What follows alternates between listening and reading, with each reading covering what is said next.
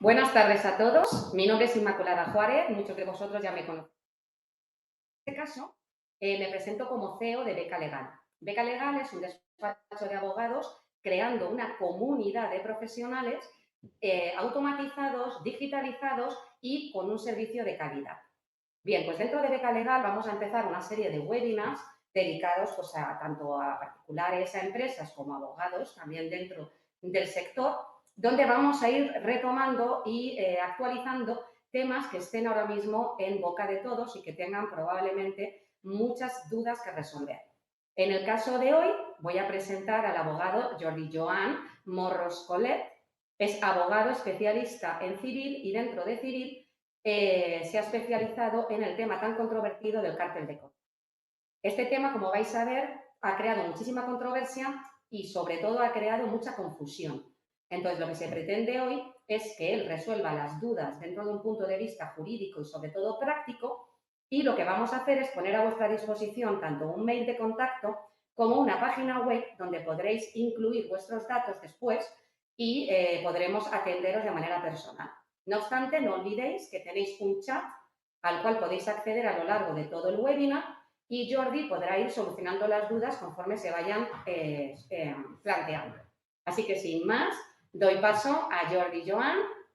Bienvenido, Jordi, y puedes empezar con la presentación cuando quieras. Muchas gracias. Buenas tardes a todos. Hemos hecho un estudio previo de más o menos el perfil de la gente que ha clicado para estar presentes en este webinar. Hay afectados por el cártel y también hay compañeros letrados, entonces intentaremos enfocar de manera sintética el webinar tanto a cuestiones jurídicas como a cuestiones prácticas para que todos sepamos, tanto si somos perjudicados como letrados, pues dónde dirigirnos y cómo podemos efectuar las reclamaciones. Lo primero que quería dejar claro es que habréis escuchado por televisión o por internet en distintas páginas que hay pues, mucho entusiasmo público en relación a esta reclamación. Parece todo muy claro, parece todo muy sencillo, pero en realidad lo que queremos dejar claro aquí y hacer mucho hincapié es que no es tan sencillo ni tan fácil. Es decir, necesitáis tanto compañeros letrados como perjudicados un conocimiento previo jurídico y práctico sobre este tema. Habréis escuchado algunos que se ofrece una indemnización garantizada de entre un 10 y un 15%, por ejemplo, incluso hasta un 30%. Eso tiene que ver con varios matices. Incluso hay una empresa que ofrece 100 euros de regalo si contratas con ellos. Pues eso no es así, tal y como vamos a decir más adelante. Antes de entrar en el fondo del asunto, conviene dejar claras unos conceptos básicos. En primer lugar, ¿qué es un cártel? ¿Vale? Un cártel es una conducta en la que incurren los participantes en un determinado sector que inciden en el reparto de mercado, en el compartir información para fijar precios. En este caso, en el cártel de coches para subir el precio de la venta del vehículo y repercutir ese aumento al consumidor final. ¿Para qué se hace esto? Es decir, ¿qué fines persigue un cártel? Pues muy sencillo. Lo que hace es eliminar competencia. La elimina o la restringe en este caso en el sector de los automóviles.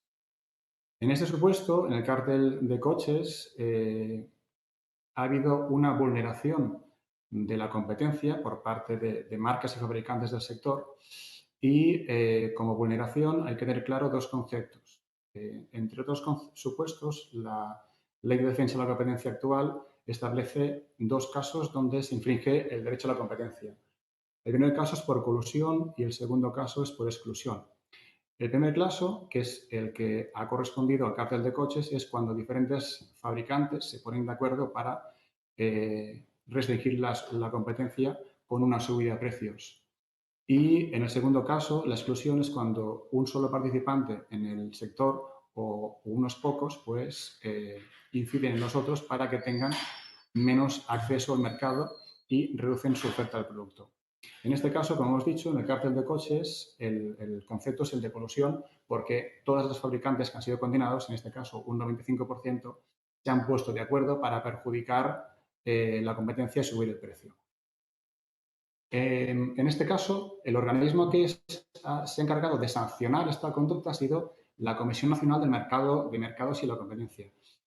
Este organismo es la autoridad encargada de perseguir cualquier conducta que impida, restrinja o falsee la competencia, en virtud de la ley indicada en la diapositiva, que se indica que es la que le ampara para efectuar este tipo de controles. ¿De acuerdo? Entonces,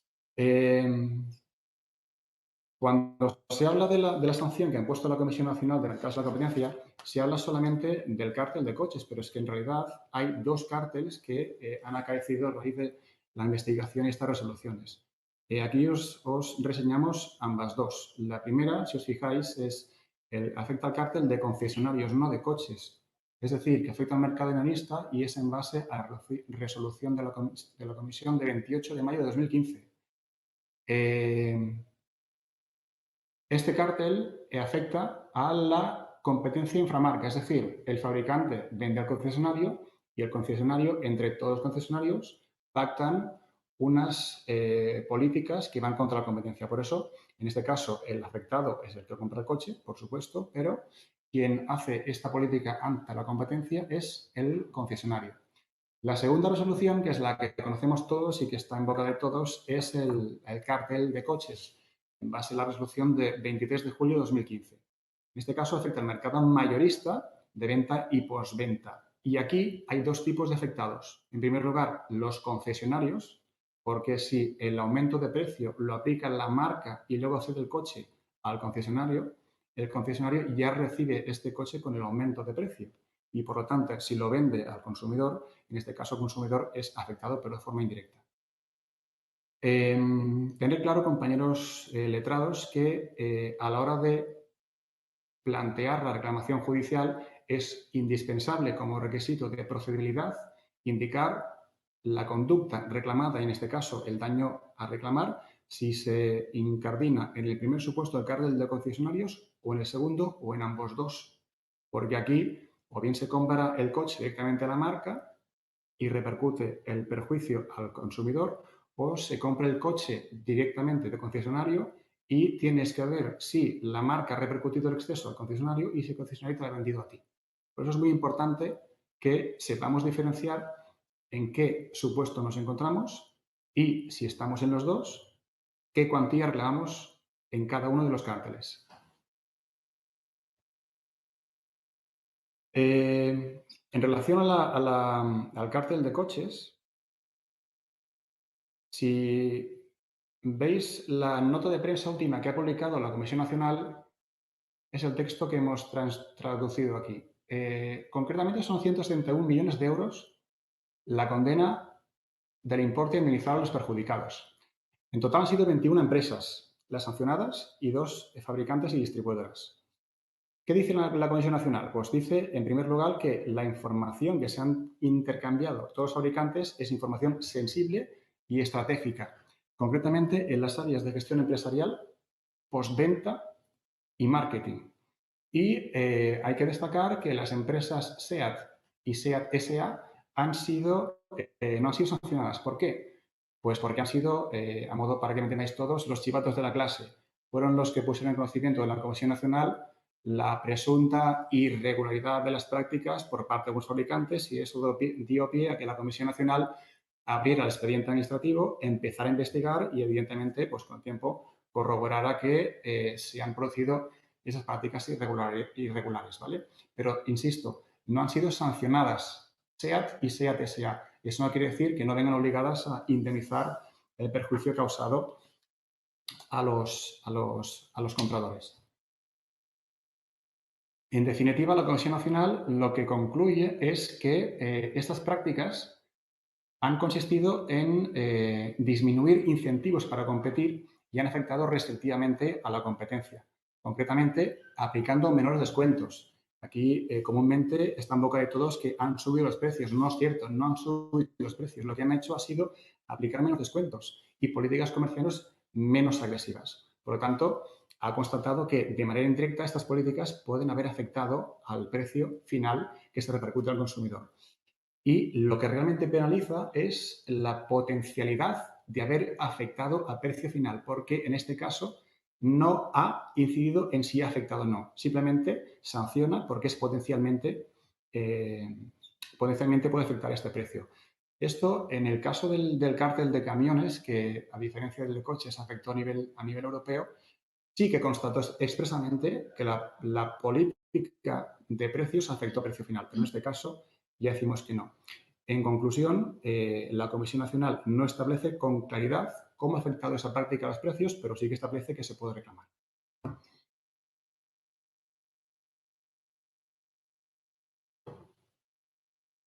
En cuanto a las empresas que han sido condenadas a pagar la sanción, es importante establecer dos criterios previos. En primero, ha habido unas empresas fabricantes que se han eximido del pago de la sanción, que son las que hemos dicho, el grupo SEAT S.A., Volkswagen, Audi España y Porsche Ibérica S.A., porque fueron las empresas fabricantes que solicitaron clemencia a cambio de facilitar la información necesaria para detectar esas prácticas.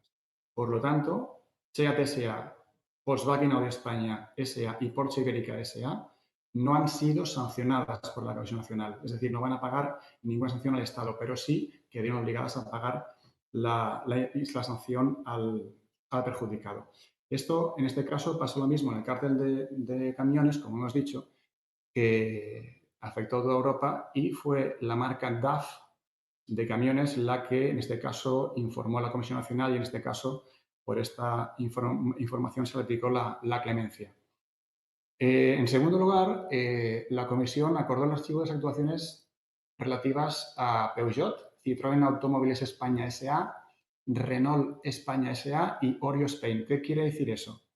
Pues que a pesar de que la investigación se inició contra ellas también, no quedó acreditado que estas empresas participaran en las conductas contra esa competencia. Por lo tanto, no han sido sancionadas y, por lo tanto, estas son las que no vienen obligadas a indemnizar al consumidor final, en este caso, el comprador del coche.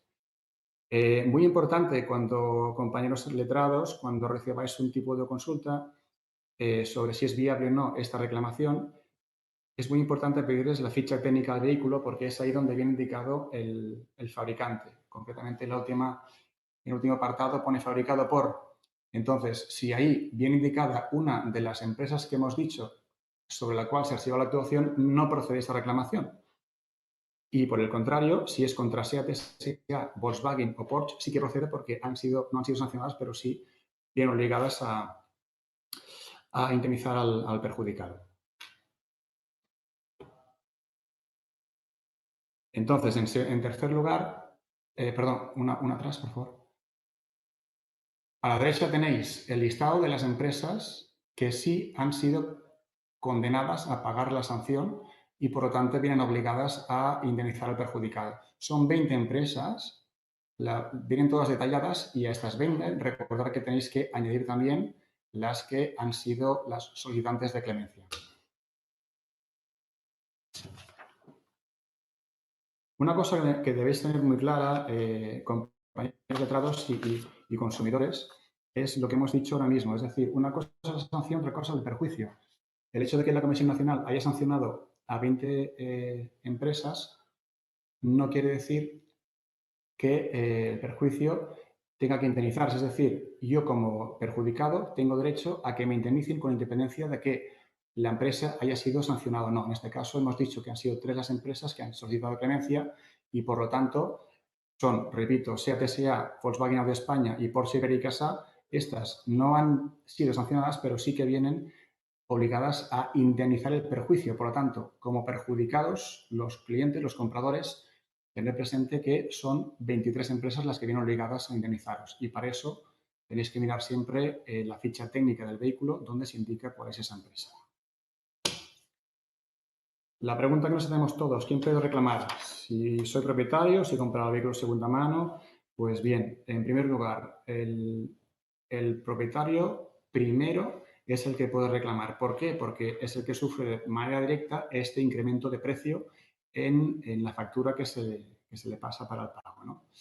En segundo lugar,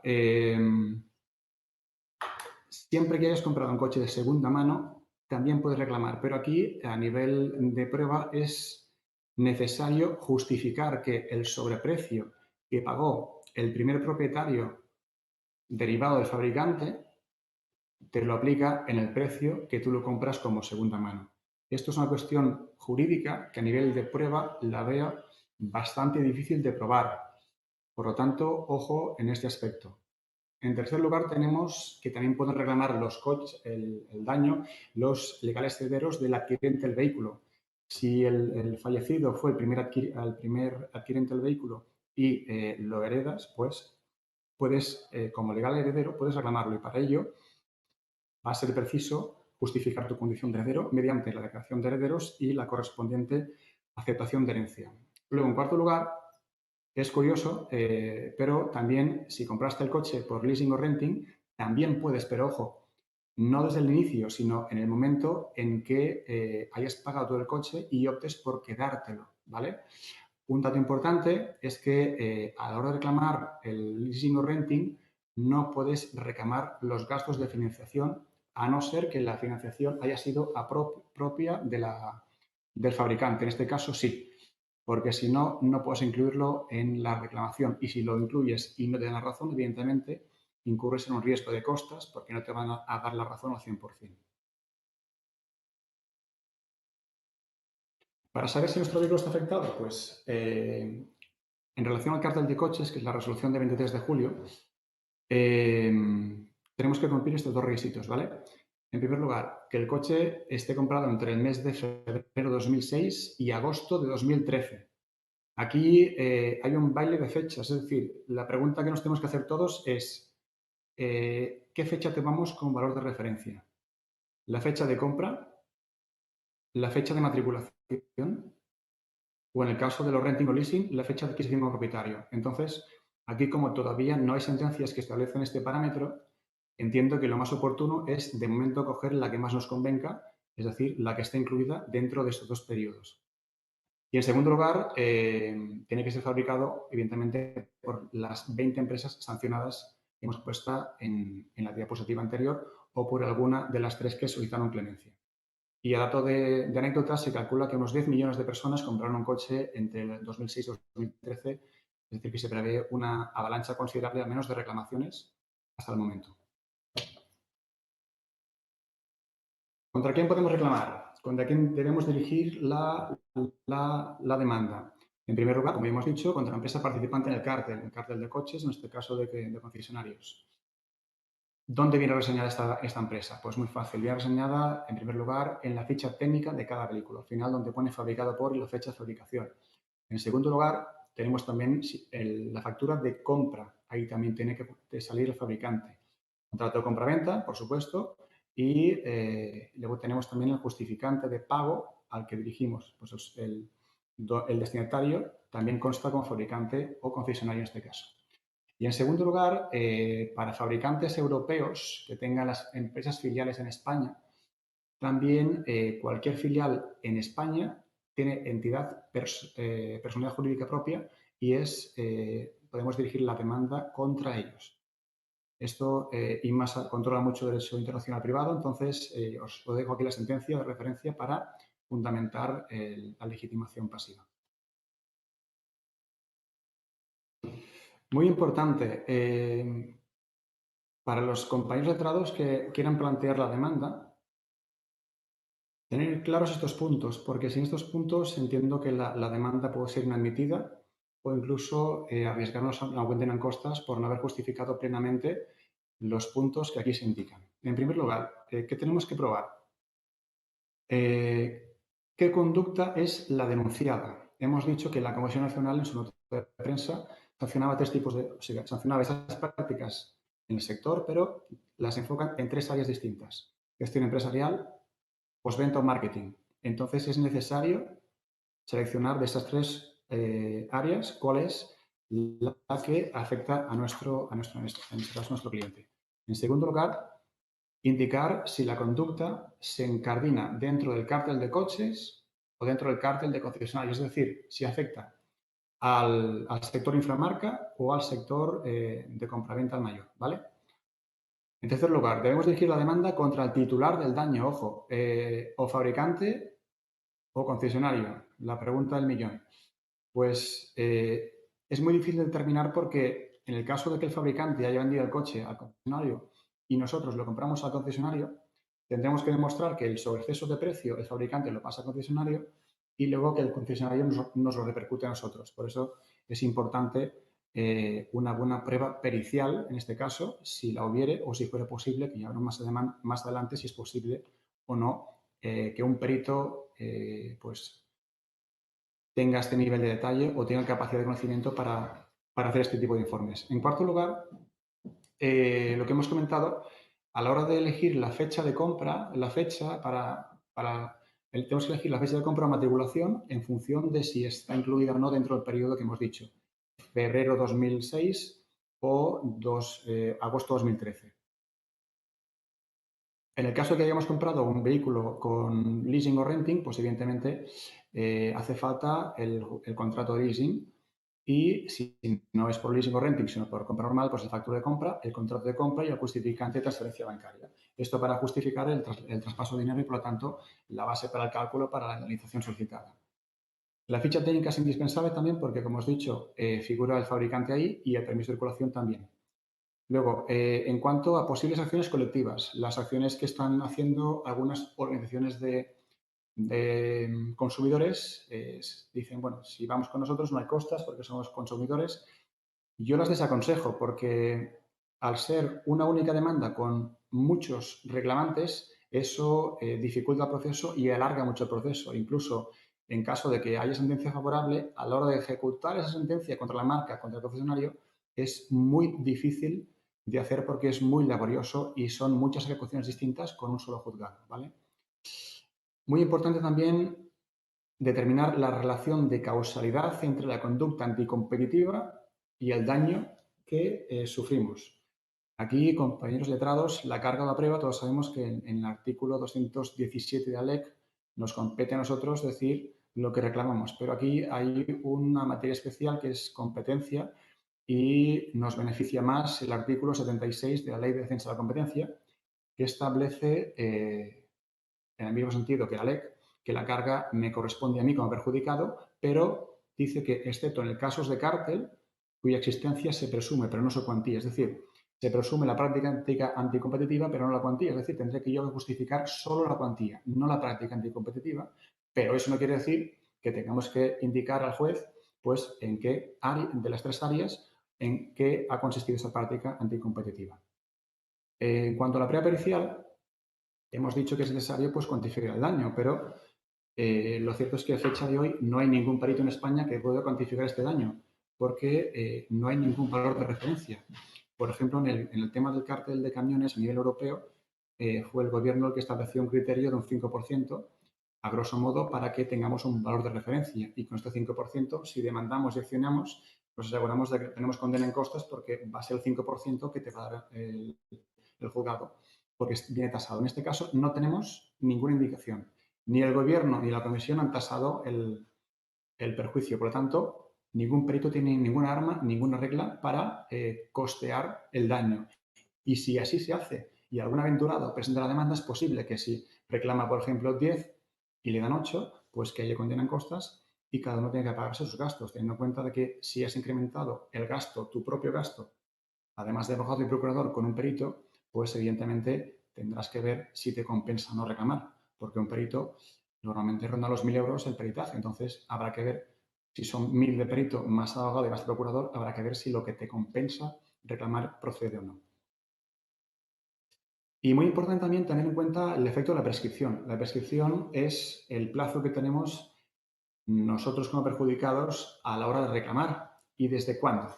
La pregunta es ¿desde cuándo? El referendo normativo para la prescripción lo tenemos en el Código Civil, a los compañeros letrados, que es el 1902 y el 1968.2, que es el plazo de un año.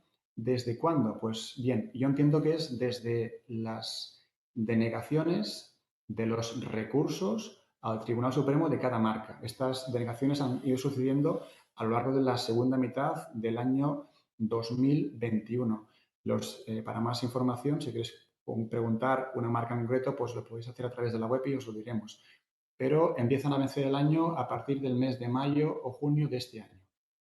¿Qué puede pasar? Que la gente, como no podemos cuantificar el daño a fecha de hoy, pues que la gente se anime a demandar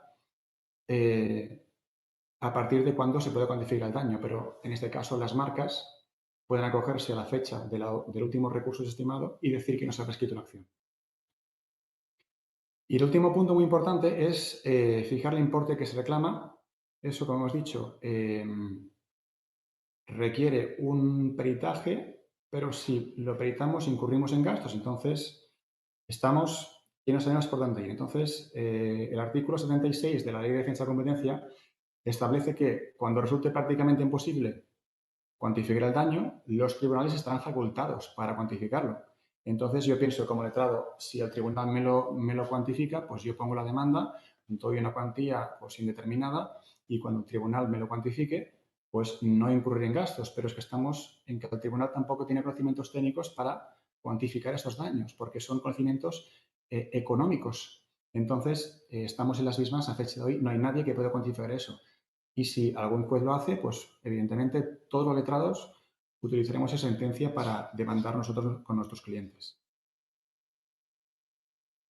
Y para los que estéis interesados en saber si hay alguna sentencia relativa al cártel para coger los fundamentos, pues la verdad es que de cártel de coches, salvo error por mi parte, no hay ninguna a fecha de hoy. De cártel de concesionarios, sí las hay, os cito aquí una, hay más, ¿vale? Pero las otras las podéis encontrar en cualquier nota de prensa de la Comisión Nacional, las podéis encontrar que ven referenciadas por por concesionarios de cada marca. ¿No? Entonces, como conclusión, os preguntaréis todos, vale, os preguntaréis todos si sois clientes, pues ¿me vale la pena reclamar o no? O si sois letrados, o me vais a preguntar qué riesgos tengo que advertir al cliente, ¿no? Entonces, desde mi punto de vista, esto es muy sencillo de plantear. No podemos cuantificar el daño, es imposible. Es imposible cuantificar el daño. Entonces, ¿qué podemos hacer? Porque si pongo la demanda sin cuantificar el daño, no puedo plantear la demanda. Entonces, sí, ya hemos terminado. Sí. Bueno. No. Lo que os estaba comentando, como no podemos cuantificar el daño, no podemos plantear ninguna demanda. ¿Qué pasa? Que lo único que podemos hacer ahora es, muchas empresas están planteando un informe pericial. Pero ¿qué pasa? Que, como hemos dicho, es imposible cuantificar el daño y ningún perito en España puede hacerlo. Por lo tanto, si planteamos una demanda con un informe pericial y perdemos el juicio, corremos el riesgo de que tengamos que pagar las costas. Y para reclamaciones superiores a 2.000 euros, como además tienes que ir con abogado y procurador, si perdemos, evidentemente tenemos que decir a nuestros clientes que tendrán que pagar sus gastos propios de abogado, procurador y perito y además los gastos de abogado, procurador y perito del contrario, porque el contrario evidentemente también va a sentar un perito de descargo para tu prueba pericial, ¿no? Entonces, en definitiva, ¿es rentable a fecha de hoy la reclamación? Pues no se sabe. Incluso es, de momento, temerario plantear una reclamación, porque no hay ningún parámetro legal para que garantice la viabilidad de esta reclamación. Y desde Beca Legal lo que planteamos es lo siguiente. Como tenemos una fecha fija, que es la última, la desestimación de los recursos al Supremo de cada marca, en este caso, tenemos desde esa fecha tenemos un año para interrumpir la prescripción. Es decir, mandar un burofax a la marca o al fabricante en este caso para interrumpir la prescripción y decirles que ese burofax se envía simplemente a efectos de interrumpir la prescripción. Que dentro de que pase otro año, pues ya el gobierno o la comisión ya han decidido sobre si hay un criterio unánime para pedir la indemnización, en este caso con el cártel de camiones que se fija un 5%, pues reclamamos el 5% y en nuestra demanda nos aseguramos que en la contestación del fabricante ya no nos van a alegar prescripción, porque imaginémonos que nos pasa el año para reclamar desde la resolución del recurso y luego el gobierno dice, pues vamos a reclamar un 10%. Demandamos el 10% y contamos el año desde la resolución del gobierno fijando 10%. ¿Qué pasa? Que cuando la marca reciba la demanda, nos dirán, me parece muy bien que usted me reclame esto, pero el año que usted tenía para hacerlo no contaba desde que el gobierno fijó el cómputo para el daño, sino desde la resolución del recurso de su marca por parte del Supremo. Entonces, para evitar desde beca legal este motivo de oposición, lo que recomendamos es mandar un burofax interrumpiendo la prescripción, porque en este motivo, cuando el gobierno cuantifique el daño, ya evitaremos este motivo de oposición. Bueno, pues muchas gracias, Jordi. La verdad que sí, que había un gran desconocimiento y yo la primera de todo. Me he ido apuntando varias cosas, con lo cual, en tanto que entra alguna pregunta, yo sí que me gustaría puntualizar dos cosas que has dicho que me han parecido muy interesantes. En primer lugar, el tema de la prescripción, es decir, que no deja de ser una prescripción muy formalista, donde requiere de unos contenidos técnicos importantes a la hora de que luego no nos tumben la posible interrupción, con lo cual es importante hacerlo de la mano de profesionales como Jordi y no hacer una comunicación totalmente vacía de contenido legal, sino que hay que ir directamente con un rigorismo. Y otra cosa que me ha parecido muy interesante de la que has dicho y con la que estoy absolutamente de acuerdo es que hasta que no haya un método de referencia de cálculo es una temeridad meterse en un procedimiento judicial. Porque, como bien has dicho, a pesar de que los juzgados tienen cierta capacidad a la hora de la cuantificación, no es menos cierto que ya cuando vamos incluso con un simple desperfecto dentro de un contrato donde se puede proporcionalmente establecer el daño y perjuicio, suelen necesitar de dos peritos y uno judicial. En este caso, que además son temas económicos y que dependen del resto de competencia, es decir, que ni siquiera analizando el valor del coche y el valor del coste pueden sacar un resultado real, sino que tienen que hacer una comparativa estricta con el resto de precios que han subido el resto de las otras 19 marcas, pues es absolutamente imposible que sin un precio de referencia, o al menos, me vais a perdonar, que vayan primeros los que paguen el pato, pues evidentemente estoy de acuerdo contigo en que me parece demasiado precipitado y que recomiendo, vamos, igual que tú, la interrupción de la prescripción. Una pregunta legal que tengo yo. ¿Por qué aplicas extracontractual en lugar de los 5 años? Quiero decir, cabría la discusión, ¿no? Porque a pesar de que procede de una indemnización ajena al contrato, y allí estaría de acuerdo contigo, pero en el peor de los casos estaríamos hablando de un precio de compraventa. Sí, yo he pensado lo mismo, pero siendo más prudentes me acojo al Sí. criterio del año, porque así... Y desde el más moderado, estoy de acuerdo. Me evito el hecho de que si me espero los 5... Estoy de acuerdo. Luego, en la marca, que seguro que lo va a decir, sí, esto va a intentarlo, es extracontractual porque es una indemnización, por lo tanto... Sí, está basada en una indemnización ajena a lo que es... Eso es. Estoy de acuerdo. Pero sí, pero bueno, me cabría la duda y ahí lo dejamos por si hay alguien. Bueno, pues ¿hay alguna pregunta? O ya despedimos al letrado agradeciéndole muchísimo la aportación hoy para todos nosotros, tanto para consumidores, usuarios, para empresas, porque recordemos lo que ha dicho del renting, el leasing, interesantísimo para todas las empresas que han cogido coches y que después los han adquirido con el valor residual. Entonces, sin más, pues agradecerte la presencia, Jordi, y tenerte como invitado en muchos más webinars que haremos con Beca Legal. Gracias, Inma. Muchas gracias a todos.